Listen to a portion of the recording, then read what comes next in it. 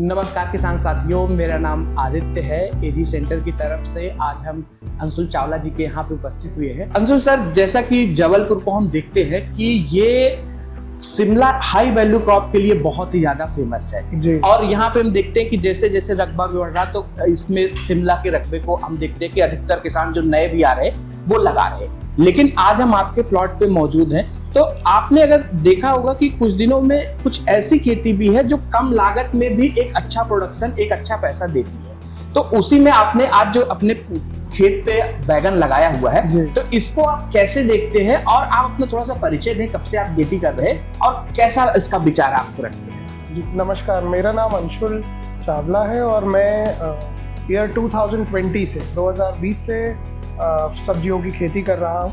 लगभग सारी क्रॉप्स मैंने लगाई हैं, टमाटर, शिमला मिर्ची, ब्रिंजल, भटा और कुकुरबिट्स में मैंने खीरा, वाटरमेलन, मस्कमेलन यानी तरबूज खरबूज की भी खेती की। हमारे यहाँ लोकल आपका कहना है, सही कहना है कि शिमला और मिर्ची के रकबे बेल्ट्स बढ़ रहे हैं, लेकिन लोकली अगर हम ब्रिंजल की, भटे की बात करते हैं तो बहुत ही बढ़िया और कम खर्चे में हर किसान कर सकता है इस फसल को और अच्छे पैसे किसान कमा सकता है इस फसल से।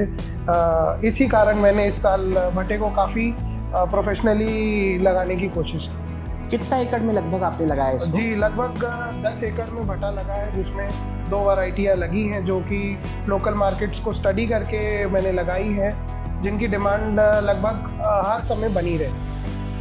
जब आपने इसको शुरुआत किया तो प्रिपरेशन में क्या क्या, किन किन चीजों का आपने ध्यान रखा था? जी सब्जी की खेती में आप कोई भी काम करने से पहले आपको अपनी मिट्टी की जांच, वो कि हर किसान को करानी चाहिए, लेकिन इसके अलावा जो अपने लेवल पे वो खेत पे कर सकता है, जिसको हम मादे या बेड राइज करने को बोलते हैं। वाटर ड्रेनेज के लिए अच्छे ऊंचे मादे बनाएं जिन बेड्स पे आपको पौधे लगाने हैं। सॉइल ड्रेनेज का बड़ा ध्यान रखें कि आपके खेत में कहीं भी पानी ज़्यादा देर तक भरा ना रहे, उसके लिए खेत के चारों तरफ हमारे नाली बनाई गई है कि पानी जो है सेफली खेत से बाहर हो जाए। अगर मैं आपसे बात करता हूँ लोकल में, चूंकि देखिए भटा एक ऐसा सब्जी जो हर किचन में बनती है। हाँ जी। तो में मुझे एक बात बताइए जी कि कौन सा ऐसा टाइम फ्रेम चूज किया जाए कि जहाँ पे सच में किसान पैसा कमा पाए? देखिए मैंने भटा 3 बार लगाया, आज इस बार तीसरी बार लगा रहा हूँ मैं। 5 सालों में मैंने 3 बार, 5 से 6 साल में लगाया। मैंने हर टाइम फ्रेम को आजमाया है, देखा है। तो मेरा ये एक्सपीरियंस रहा है कि यदि हम मई एंड और जून फर्स्ट वीक तक इसको प्लान करते हैं, थोड़ा सा गर्मी का समय रहता है, ध्यान रखना पड़ता है फसल, तो आपको इसका प्रोडक्शन उस समय पे मिलेगा जब आपके रेट्स बिल्कुल ठीक रहे। ये बहुत अर्ली जाने पे आपको नुकसान का खतरा है और बहुत लेट जाने पर मार्केट की डिमांड सप्लाई का रूल जो है कि अगर सप्लाई बढ़ जाएगी तो उतनी डिमांड नहीं रह पाती। तो आपका प्रोडक्शन अगर आपने मई में लगाया था, कब से आना शुरू हुआ लगभग? जी 15 जुलाई आप समझ लीजिए। मई 20-22 तारीख को मैंने अपने खेत पर सैपलिंग्स लगा दिए थे, नर्सरी लगा दी थी। नर्सरी डाली मैंने उससे 1 महीने पहले थी। 30 दिन की नर्सरी मैंने अपने खेत में 22 मई को लगाई। 22 मई से 22 जून और 15 जुलाई के आसपास मेरा प्रोडक्शन ठीक ठाक आने लगा था। और अब 15 दिन हो गए मुझे हार्वेस्ट करते, लगभग 10-12 दिन, और मैं लगभग 2 टन, 1.5 से 2 टन प्रति एकड़ 6 से 7 दिन के अंदर प्रोडक्शन ले पा रहा हूँ। जैसे कि आपने कहा कि मई में चूंकि टेम्परेचर ज्यादा होता है, हाँ जी, तो बढ़ते टेम्परेचर में आपको कौन कौन सी ऐसी परेशानियां आई जिनको आपने फिर आगे चल के काउंटर किया? जी सबसे पहली परेशानी थी कि जब मई 20-22 लगभग, जिन्हें हम 9 तपे कहते हैं, ये उस समय का टाइम रहता है, तो टेम्परेचर बहुत हाई रहता है। तो हमने सबसे पहले गलती करी जो मुझसे हुई कि हमने सुबह के समय पौधा लगाने की कोशिश की, पर उसको हमने एक ही दिन में रेक्टिफाई कर लिया था।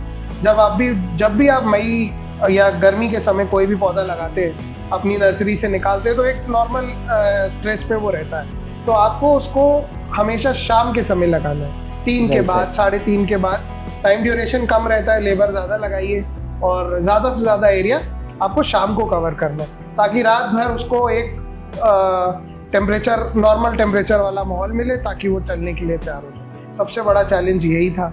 नॉर्मल लगाने के बाद जो प्लांट को ड्रेंचिंग वगैरह की, पौधे के पोषक तत्वों की ज़रूरत होती है, फंगीसाइड और इंसेक्टिसाइड की एक ज़रूरत होती है, तो हमने एक ड्रेंच भी साथ में हम पीछे से पौधे को एंटी स्ट्रेस पे रखने के लिए, ताकि बहुत बढ़िया। आपने एक बात कही कि लगभग 15 से 18-20 दिन में हम 2 टन पर एकड़ पे लगभग पहुंच गए प्रोडक्शन में। तो सूट बोरर की जो समस्या है भटे में, क्योंकि आज पूरे भारत में एक सबसे कॉमन परेशानी है जिससे हर किसान जूझ रहा है, तो इसको आपने कैसे काउंटर किया? क्या चीजें अपनाई कि जो इनको आपके, क्योंकि मैंने आपका प्रोडक्शन देखा है, बाहर आपका फ्रूट फूट के रखा हुआ है, तो इनमें क्या आपने ऐसा किया कि जिससे इनमें फ्रूट में एकदम कम छेद आ रहे हैं? जी, समय पर फर्टिगेशन और समय पर स्प्रे, ये 2 ही चीजें हैं। और आपकी नजर, भाई आपकी नजर ही आपके पौधे को, आपको रोज देखना। अब ये नहीं कह सकते कि मैं घर बैठ के भटे उगा भी लूंगा और कमा भी लूंगा। तो आपको आपकी नजर और टाइमली स्प्रे। बायोलॉजिकल प्रोडक्ट को कैसा देखते हैं आपकी? अगर इनका हम प्रयोग करते हैं तो क्या कुछ फायदा मिलता है? जी, मैंने इसको मिक्स किया है बायोलॉजिकल प्रोडक्ट से,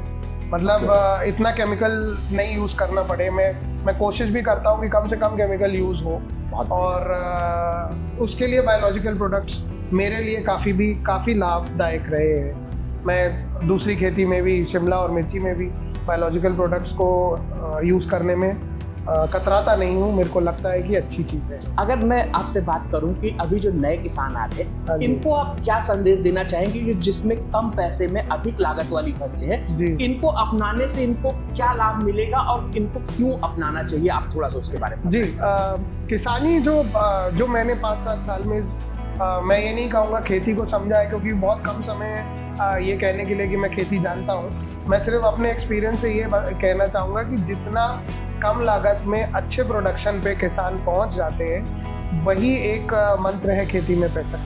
और हर चीज़ को, हर स्टेज को आप प्रॉपर करिए। आपको कोई भी शॉर्टकट नहीं लेना है, ना आपका खेत प्रिपरेशन में, ना आपकी मिट्टी में, ना ट्रैक्टर में, ना मल्चिंग में। कोई भी शॉर्टकट मत लीजिए। और कम खर्चे में जो फसल, जैसे कि ब्रिंजल, भटे की हम बात करते हैं, इसकी दवाई और उसका खर्चा जो है शिमला और मिर्ची के मुकाबले काफ़ी कम है। इसमें बीमारियां भी बहुत लिमिटेड हैं, लेकिन जब आती हैं तो तीव्रता से आती हैं। मतलब फ्रूट बोरर, स्टेम बोरर जो एक बहुत बड़ी प्रॉब्लम है। हर फार्मर, मतलब कोई भी फार्मर जानता है कि भटे में, हिंदी में बोलूँ तो, इल्ली का प्रकोप बहुत ज़्यादा रहता है। तो आपको उसे कंट्रोल करना है। जब वो शुरू से कंट्रोल रहेंगी तभी आप ये प्रोडक्शन पे पहुंचे। मुझे एक लास्ट चीज बताइए अंशुल जी कि देखिए, आपने लगभग 6-7 साल से काम कर रहे हैं, आपने सब तरीके की खादों का प्रयोग किया, सब चीजें चला के देखी। आप बैलेंस फर्टिगेशन को कैसे देखते हैं? क्योंकि मुझे नहीं लगता कि आप शुरुआत में इसको सीखते ही सीखा होगा, तो इससे आप क्या समझे और क्या इसका फायदा सच में मिलता है? जब बैलेंस फर्टिगेशन की बात आती है तो एक बहुत ही सिंपल सा किसानों का एक थंब रूल बना हुआ है कि जब भी आप बेड प्रिपेयर करें तो उसमें एक बढ़िया बेसल का डोज डाल दीजिए। बेसल में एनपीके यूज़ होता है, डीएपी यूज़ होता है, एक इंसेक्टिसाइड यूज़ होता है, एक माइक्रोन्यूट्रिएंट यूज़ होता है। बिल्कुल सारी काम की चीज़ें, पौधे को हर चीज़ चाहिए, लेकिन किस समय पर। मैंने पिछले साल से ये एक्सपेरिमेंट किया है, मतलब 2 साल हो गए कि मैं इनिशियल स्टेज पे सिर्फ ऑर्गेनिक खाद यूज़ कर रहा हूँ, सड़ा हुआ गोबर यूज़ कर रहा हूँ या वर्मी कंपोस्ट यूज़ कर रहा हूँ। इसके अलावा जब मैंने ये एनपीके वाला बेसल, डीएपी बेसल भरना बंद कर दिया। जब भी मेरे पौधे को ज़रूरत होती है, ज़रूरत अनुसार मैंने बेसल भरा, जो कि महीना 1.5 महीना बाद प्रोडक्शन पे आने के बाद भी भरा है। तो उस तरीके से इसको किया। और बैलेंस फर्टिगेशन हर क्रॉप का अलग है, हर क्रॉप को अलग चीज़ की ज़रूरत होती है। आप सिंगल चीज़ की, नाइट्रोजन से हरा हो जाता है, फॉस्फोरस से प्रोडक्शन आ जाता है। इन टेक्निकल मुझे इतना नॉलेज नहीं है, लेकिन हाँ, मैं ये चीज़ मानता हूँ कि बैलेंस फर्टिगेशन क्रॉप वाइज बहुत ज़्यादा मैटर करता है। Very well said. क्योंकि आज मेरा जो सबसे पेन पॉइंट है किसानों को जब मैं देखता हूँ, तो उनकी एक बहुत मोटी लागत एक पानी की जैसे निकल जाती है। कोई 8,000 रुपए बोरी, कोई 9,000 रुपए बोरी, और इस तरीके से एक जगह चलती जाती है कि जहाँ पे किसान पैसे तो बर्बाद कर देता है। अब मैं एक छोटा सा एग्जांपल लेता हूँ, आप भी बहुत अवेयर हो। लगभग 1,500 एकड़ में आज हमारे यहाँ पे लगा हुआ है, लेकिन अगर हम प्रोडक्शन की बात करते हैं तो ये बहुत ही नीचे जाके, या फिर किसान स्ट्रगल कर रहा है किसी तरीके से एक छोटा गाड़ी बन के भी कहीं पे पहुंच जाए। तो आप इसको कैसे देखते हैं कि इसमें क्या किसान को करना चाहिए? कैसे वो जान पाए कि उसके यहाँ पे बैलेंस फर्टिगेशन जा रहा या नहीं जा रहा, या क्या चीजें, क्या प्रिकॉशन होंगे? जी, जिस तरीके से हम पौधे का डेवलपमेंट देखते हैं, और मेरे हिसाब से किसानों की क्या गलती रहती है, जो मैं भी करता था, कि जब आप बहुत लेट रियलाइज करते हो कि आपके खेत में कुछ प्रॉब्लम आ रही है। अगर आप बैलेंस फर्टिगेशन की बात करें, थोड़ा सा स्टडी करना ज़रूरी है कि मेरा इतने दिन का पौधा हो गया, अब ये ऐसा दिख रहा है। तो बहुत से सोर्सेज है, एजी सेंटर भी एक सोर्स है कि आप जाके भी पूछ सकते हो। आप इंटरनेट पे किसान सुविधा केंद्र हैं, सरकार की तरफ से भी है, आप जान सकते हैं जाके। पर किसानों को सब्जी की खेती में किसानों को ये कहूँगा कि बहुत अग्रेसिवली लग के करने वाली चीज़ है। आपको पैसे ज़रूर देगी, लेकिन अगर आप पैसे खराब करते हैं, जैसे बीमारी कुछ है, दवा कुछ डल रही है, तरीका गलत है, दवा खरीद के ला रहे हैं लेकिन स्प्रे ढंग से नहीं कर रहे हैं, तो ये सारी चीज़ें जो हैं ये किसान को लागत बढ़ाती जाती है। और जब वो मंडी में पहुंचता है उसे रेट नहीं मिलता। क्वालिटी अगर फ्रूट में या वेजिटेबल में नहीं होगी तो भी रेट नहीं मिलेगा। और ये सारी चीज़ें जो क्वालिटी है, शाइन है, भटे में सबसे बड़ा है साइज़ और शाइन, और इल्ली नहीं होनी चाहिए। अगर ये आपके प्रोडक्ट में नहीं है, जो सब्जी में नहीं है, तो फिर आपके पैसे भी लग रहे हैं और आपका नुकसान हो रहा है। बहुत बढ़िया तो बात बैलेंस कही। फर्टिगेशन इंपॉर्टेंट है। मुझे एक बात बताइए, जैसे आपका प्रोड्यूस अभी मान लीजिए 4 टन 5 टन पे आपको ये जब मार्केट में बिकने जाता है तो जी। बैलेंस फर्टिगेशन करेक्ट दवाइयों को डालने की वजह से क्या कुछ प्रीमियम भी जी मिलता है? बिल्कुल। प्रीमियम जज करना मुश्किल है, लेकिन मार्केट में आपको ये समझ में आ रहा है कि आपका माल जब भी जा रहा है तो ब्रोकर्स को, बायर्स को, दोनों को पता है कि ये वहाँ से माल आया है, तो उनको कॉन्फिडेंस रहता है कि हाँ ये उस खेत का माल है, ये अच्छा ही होगा। और उस भरोसे पे खरा उतरना एक फार्मर की बहुत बड़ी जवाबदारी है। बहुत अच्छी और बहुत ही बैलेंस और बहुत ही अच्छी जानकारी आपने दी। जो हमारे नए किसान आ रहे हैं, जो है भट्टे की खेती कर रहे हैं या फिर जो करने का मन बना रहे हैं, उन सबको ये बहुत ही ज्यादा मोटिवेट करेगा, बहुत सारी चीजों में इनको जानने में बताएगा कि क्या चीज करनी है। तो किसान साथियों, मैं आप सबको बहुत बहुत धन्यवाद करना चाहता हूँ। Thank you.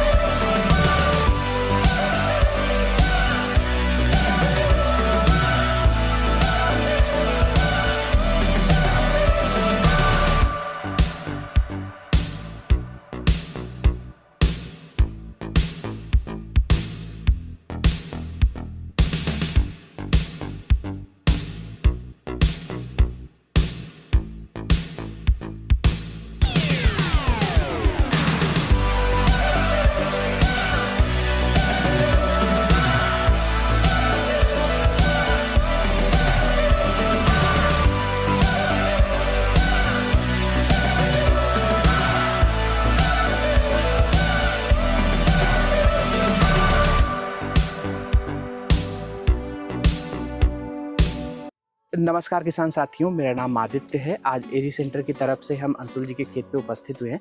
अंशुल सर, थोड़ा सा बताइए कि आपने कब इसकी टीपी करी थी? जी, ये 22 तारीख को पौधा लगाए गए थे। 22 मई 2026 को ये पौधे लगाए गए थे। आज 27 जुलाई है। लगभग 2 महीना 5 दिन की फसल है। जी जी। और इसमें सर लगभग हार्वेस्ट कब से शुरू हुआ था? 15 जुलाई से। 10 से 15 जुलाई से स्टार्ट हो गया था। 10 से 15 के बीच। जी जी। और अभी लगभग इसमें कितना प्रोडक्शन पर एकड़ पे पहुंच गए हैं? हम लगभग 5 टन, 4 से 5 टन। जी जी जी। अभी मान के चले एक वीक में इसमें एकड़ में कितना प्रोडक्शन लगभग आ रहा है? 1.5 से 2 से ऊपर भी है कुछ एकड़ों में। और लगभग एवरेज आउट करेंगे तो 2 एकड़, 2 टन, सॉरी 2 टन, बिल्कुल। हाँ जी। एक चीज मुझे बताइएगा, क्योंकि आप कह रहे हैं 2 महीने की लगभग फसल है, 2 महीने 10 दिन की, तो इसमें क्या आपने ऐसा किया कि जिसकी वजह से इसकी इतनी अच्छी हाइट आ पाई? ऊपर से नीचे तक पूरा फ्लावर है और नीचे अगर ध्यान से देखते हैं तो माल भी बहुत ही ज्यादा लगा हुआ है। तो ऐसा आपने क्या किया कि जिसकी वजह से इतना अच्छा आपका आ सका? सर, खेती में कोई जादू नहीं होता। हर चीज का एक रीजन होता है, एक बैलेंस फर्टिगेशन। टाइम पे खाद दवाई करते हैं तो ये पहुंचते ही है। अंशुल जी, जो अपनी बात चल रही थी वहाँ पे कि जब हम बैलेंस न्यूट्रिशन की बात करते हैं तो हम देख पा रहे हैं आपके खेत में कि यहाँ पे फ्लावर्स पूरा ऊपर से नीचे तक लगा हुआ है। फ्रूट भी आप यहाँ पे तोड़ के काफी खाली कर चुके हैं, लेकिन स्टिल अभी बहुत सारा लगा हुआ है। तो आप जो यहाँ पे एक चैलेंज दिख रहा है कि ये चूंकि मिल गया है ना? जी। तो आप अभी मुझे थोड़ा सा समझाइए कि क्या ऐसा गया कि क्या हमारी जो है फसल ज्यादा बढ़ गई, या फिर क्या चीज ऐसी रही कि जिसके वजह से ये स्पेसिंग की प्रॉब्लम आ रही?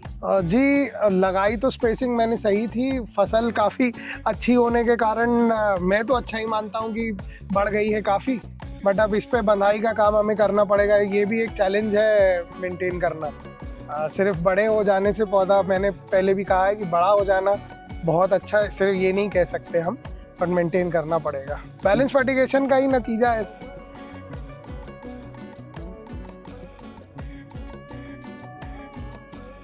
ये 4 दिन बाद टूटेगा, ये 5 दिन 6 दिन बाद टूटेगा, इस तरीके से हमारे पास कंटिन्यूस वीकली तोड़ाई इसमें हर पौधे में हमारे पास ये आ रही है।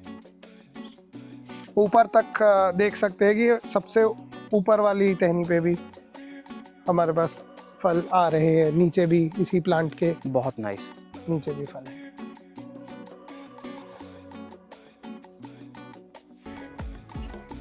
मेरे जो नए किसान हैं जिन्होंने इस साल भटा लगाया है, उनके लिए थोड़ा सा बताएं कि कितने दिन का इंटरवल रखते हैं लगभग स्प्रे में?